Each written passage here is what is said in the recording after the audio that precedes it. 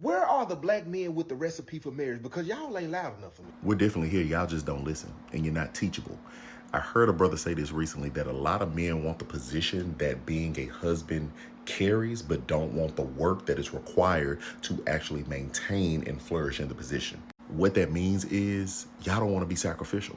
And I get it, because some days I don't want to be sacrificial. But in order for that marriage to work, you have to die to yourself.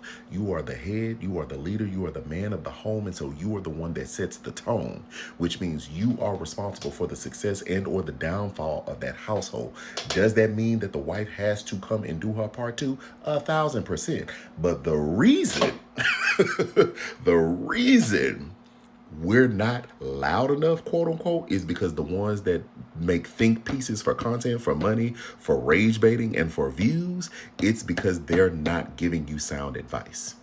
They're not giving you sound advice because, of course, polarizing advice is going to go farther than the sound, wise counsel of men that are in the fight. And it's not really a fight, but in the thick of being in a marriage and trying to make it as successful as possible. And the number one thing that y'all don't want to do is die to yourself in order to serve your wife or in order to serve the marriage so that the marriage flourishes. You're much more, about to get upset, you're much more concerned about you personally flourishing instead of the marriage flourishing.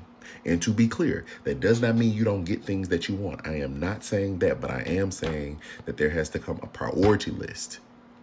And as the man, as the husband, there is a certain level of sacrifice and sacrificial love you have to be willing to give out in order that your marriage will flourish and be successful. But y'all don't want to do that.